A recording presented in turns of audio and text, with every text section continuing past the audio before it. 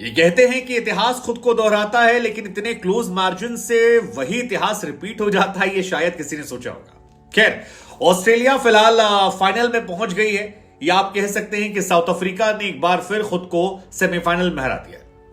South Africa चोक again.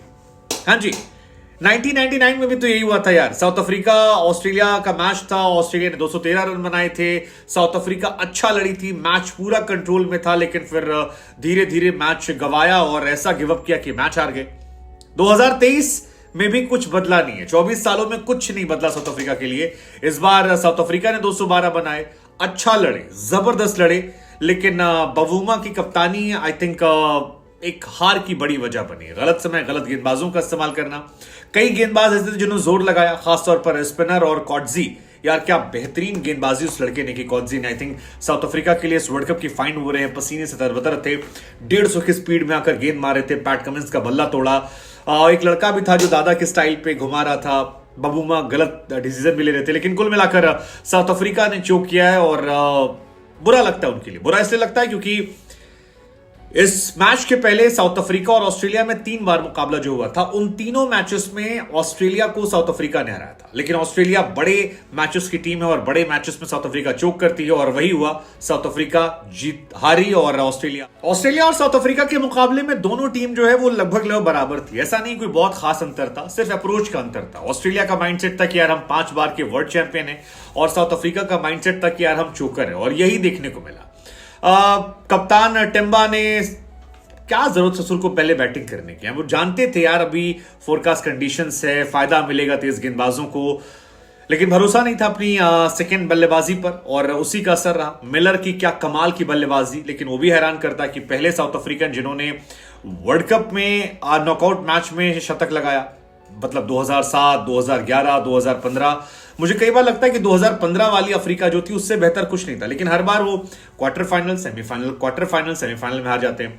लेकिन आज कुदरत का निजाम जो है शायद वो ऑस्ट्रेलिया के साथ था। तभी तो कॉटजी जो आउट नहीं थे, बल्लेबाजी कर रहे थे, और उनकी अच्छी पार्टनरशिप चल रही थी मिलर के साथ। वो कंधे पे बॉल लगती है और आउट दिए जाते हैं और रिव्यू नहीं लेते हैं। और ऑस्ट्रेलिया की किस्मत इतनी अच्छी थी कि जहां जहां अंपायर को लगा वहां अंपायर नॉट आउट दिया। अंपायर कॉल की वजह से कई बार ऐसा रहा कि ऑस्ट्रेलियाई बल्लेबाज जो है बचे, कुछ ड्रॉप कैचेस हुए। दोनों टीम के गेंदबाजों की तुलना की जाए तो ऑस्ट्रेलिया के गेंदबाजों ने रन नहीं बना दिए। सो आई थिंक कुदरत का निजाम जो है वो थोड़ा ऑस्ट्रेलिया की तरफ था, लेकिन ये मैच दोनों बराबरी का था।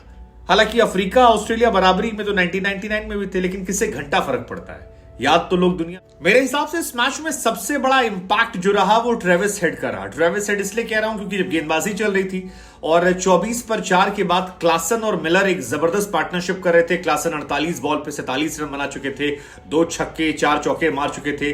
वो जो ट्रेविस हेड ने उन्हें बोल्ड किया और उसके बाद मार्को जेनसन को आउट कर दिया, आई थिंक वो 5वां 6ठा विकेट जो है वो साउथ अफ्रीका को कम से कम 30-40 रन पीछे रोक गया। और अगर यहां पर 30-40 रन होते तो शायद ये मैच पलट सकता था। ये जो साउथ अफ्रीका स्ट्रगल कर रही थी, शायद ये और ज्यादा जोर लगाते और मैच और करीब जाता और ऑस्ट्रेलिया के हारने के चांसेस हो सकते थे। साथ ही ट्रेविस हेड की बल्लेबाजी का असर यह था कि साउथ अफ्रीका की शुरुआत खराब हुई। मतलब पावर प्ले में आप देखोगे 6 ओवर में 60 रन ठोक दिए थे, एंड आई थिंक उसका बहुत कमाल था। वो जो वार्नर ने 18 पे 29 बनाए और ट्रेविस ने 48 पे 62, ये दोनों के बीच में डिफरेंस था। क्योंकि साउथ अफ्रीका की बल्लेबाजी जब आई तो विकेट तो गवाए ही, लेकिन 10 ओवर में उन्होंने 18 रन बनाए थे यार। और यहां पर 6 ओवर में 60 रन बन गए, 7 ओवर में 61, 14 ओवर में 100 रन। सो आई थिंक उसका बहुत इंपैक्ट पड़ा कि बीच के ओवर में जब साउथ अफ्रीकन गेंदबाज हावी हुए, स्पिनर्स चढ़ने की कोशिश करने लगे, खासतौर पर केशव महाराज 10 ओवर 24 रन, या फिर शम्सी 10 ओवर 42 रन। उस बीच में रन रेट का इशू नहीं हुआ और आराम से वो खेलते गए और मैच जो है वो उनकी झोली में गया, जिसकी वजह से वो आसानी से इस मैच को क्लोज होने के बावजूद एंड ले गए। एक रिकॉर्ड भी बनाया आज केशव महाराज ने, highest wicket taker south Africa के स्पिनर जिन्होंने वर्ल्ड कप में सबसे ज्यादा विकेट निकाले, वो उनके लिए रहे। बाकी अनफॉर्चुनेट थी साउथ अफ्रीका, नो बॉल गई, बहुत सारी चीजें रही, लेकिन मैं कॉटजी का फैन बन गया, शम्सी का फैन बना, जिन्होंने मैक्सवेल को क्या बेहतरीन बोल्ड मारा।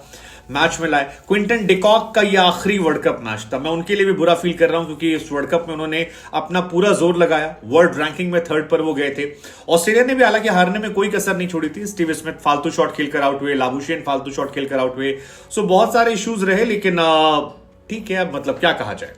एक रिकॉर्ड डेविड वार्नर ने बनाया। डेविड वार्नर लगातार 2 वर्ल्ड कप में 500 रन बनाने वाले तीसरे प्लेयर बन गए। ऐसा कारनामा जो है वो इनसे पहले तेंदुलकर ने लगातार 2 वर्ल्ड कप में रोहित शर्मा ने किया और इन्होंने किया है 19 और 2023, और इस बार भी दोनों ने रिपीट किया है।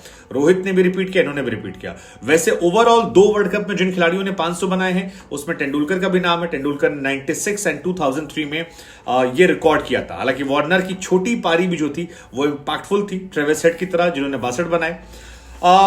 ठीक है, मतलब क्या कहा जाए यार, कुदरत का निजाम या किस्मत बेईमान या जो भी कह लीजिए, लेकिन पावर प्ले में जबरदस्त स्ट्राइक करते हैं भाई ट्रेविस हेड। यार ट्रेविस हेड से इंडिया को संभलना पड़ेगा।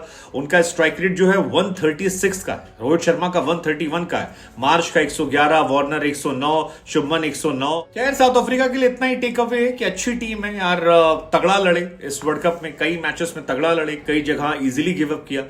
पाकिस्तान वाले मैच में उनके साथ कुदरत का निजाम था, वो जीत गए। ऑस्ट्रेलिया के साथ आज कुदरत का निजाम था, ऑस्ट्रेलिया जीत गई।